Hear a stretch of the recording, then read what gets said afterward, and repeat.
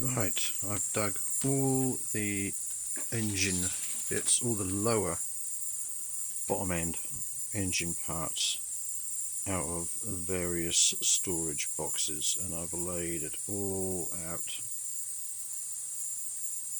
in the workshop into what I think makes sense, kind of. So all this stuff here up to here is all stuff he has bought in, additional to the donor bike and the monster engine. All this stuff has come out of the monster engine that's still in the van, and then all this stuff and this stuff has come out of the crankcases under the towels here. So what we've got 4 finished conrods. We've got new bushes in these ones, polished, all very nice. So that's one pair obviously. Then there's another pair, slightly different Asian design,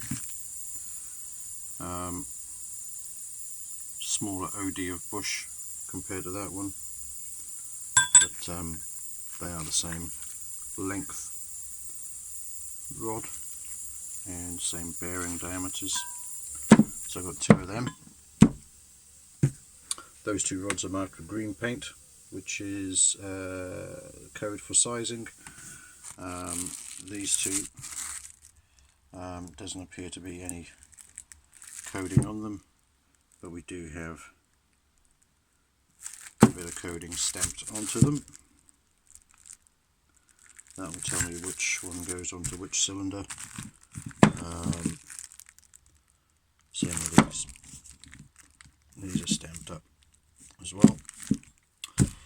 Then we have an extra crankshaft. Looks in reasonable nick. And a straight cut. This is an important bit. Straight cut primary gear to go on there. Then we have a complete 696 gearbox. Bit of corrosion on the output shaft, so that's obviously used and come out of some bike, but not any of the engines that I've got. Then we have a second 696 gearbox, which looks to me almost brand new. Both of these gearboxes as well appear to be undercut, so I'm not sure if that was standard. You can see the undercut on the dogs there, quite a big undercut on the dogs.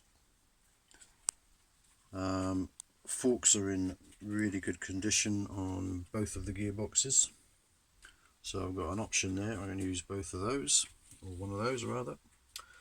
So they're all 6-speed, count the gears, 6 gears, 6 gears. Then we have a clutch, complete clutch of unknown origin, but it's straight cut, which matches straight cut gear there. Then on the monster we have another set of primary gears, straight cut clutch, different style of clutch basket. This clutch basket is steel. This clutch basket is aluminium. Then we have all the bits and pieces: oil pump, oil strainers, gears, starter motor, ignition pickup. All of that, I'm pretty sure, came out of the monster in the van. Then over here we have the original clutch out of that engine, and you'll notice a set of primary gears, but helical to match the clutch. So helical tells me road bike, straight cut tells me race bike. The only real reason that you put helical gears onto a engine is noise, is to keep the noise down. That will be quiet, those will whine. Panther stuff, so we've got oil pump, all the gears that came out of that engine. I didn't take them out, but they all seem to be labelled up as the gears. I've found another 4 studs, which is good news, with lots of washers, etc, etc, so I couldn't find those.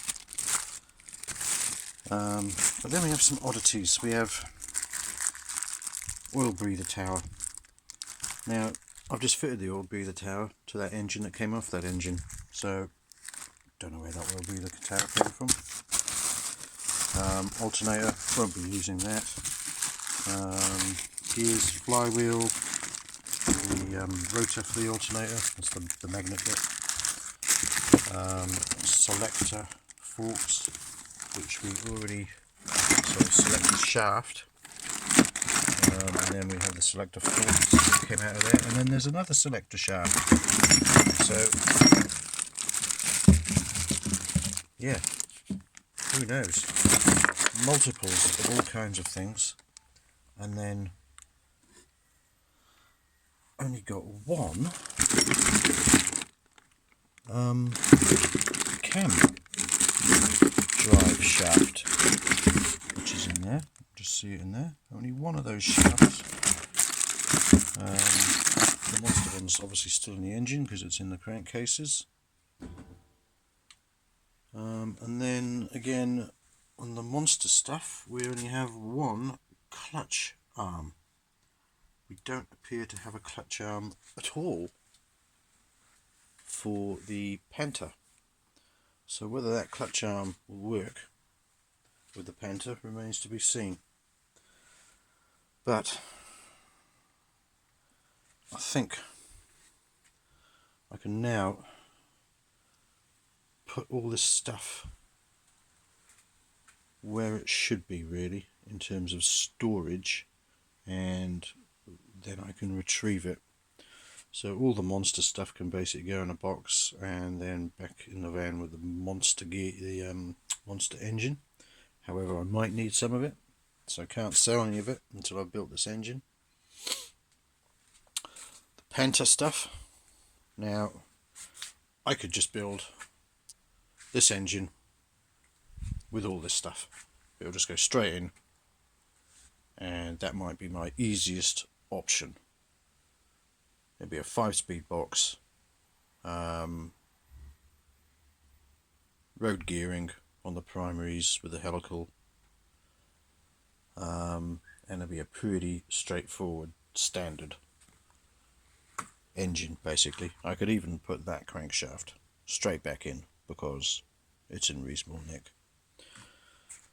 But I don't know whether I want to do that. I don't know whether I want to build it up trying with this crank and the straight cut gears, the 6-speed box, and one of these clutches, probably this clutch.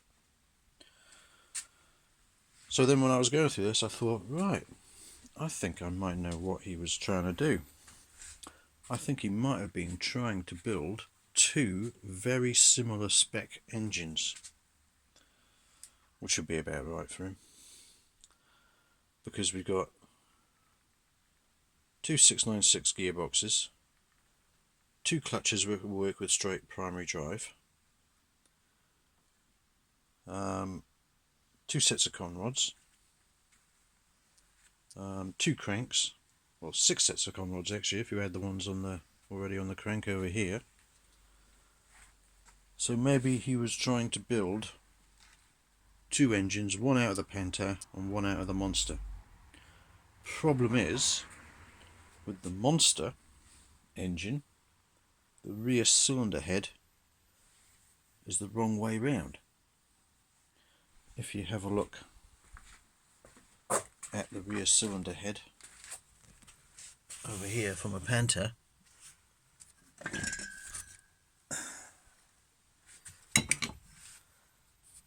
This is the exhaust port there, and it faces forward on the engine with the inlet on the rear. Now if you have a look at a more modern Ducati, like this one, so front cylinders are the same, but the rear cylinder on a more modern Ducati, the exhaust comes out the back. That's so, well, on this bike the injection lives behind here. So you've got exhaust coming out front, exhaust coming out back, injection middle. So opposite way round to an older Ducati, and they changed this round about early 90s. They made this change. Now in here, monster engine, there's the exhaust port out the back, which is similar to the Desert Sled we just looked at, and the two inlets in the middle. So then I thought, is that what this additional cylinder head is for? Was he going to convert the rear cylinder head on the Monster using that cylinder head so that the exhaust would be on the front then, and then it would fit the TT frame? But no, that's a front cylinder head. Doesn't make any friggin' sense.